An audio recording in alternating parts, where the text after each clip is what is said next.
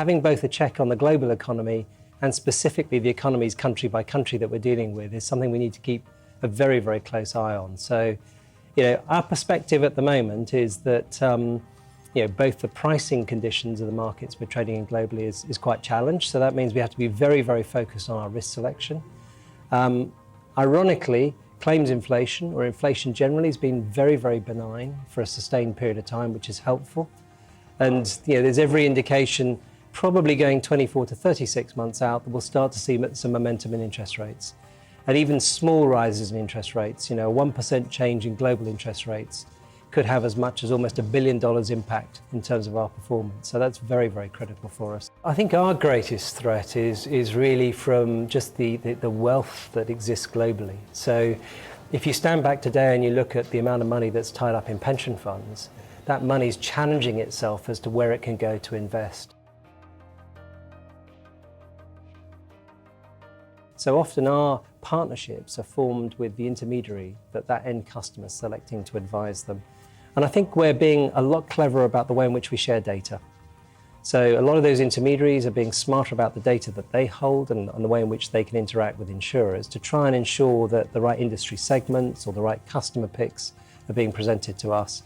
And we're tending to share our data with them to explain how we can help them and their client.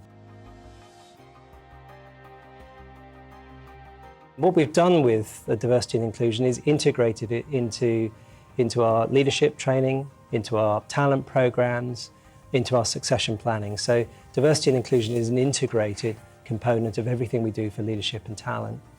And what we also do is link it into our employee value proposition and our customer value proposition, which really picks up on the question that you're going to, is that if our employees feel that we're encouraging diversity in the workforce and our customers feel that, then the thoughts and the ideas and the innovation we've just been talking about really do come through. So it's not just something we have to do, it's critical if we want to have a different mindset in the business today, in 5 years' time and 10 years' time, to that which we had 5 or 10 years ago.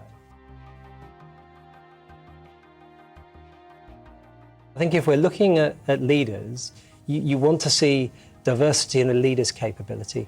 So you don't want a leader to be one-dimensional. That person can lead a business unit, that person can lead function A versus function B. You want your leader to be able to, manage across a spectrum of different responsibilities. They need to be able to exist within a global organization, they need to be able to work within a matrix, they need to be able to look at business as usual and change as really part of the daily function. So I think to me it does wrap up into optionality. They've got to have that diversity of capability really in terms of their skill base.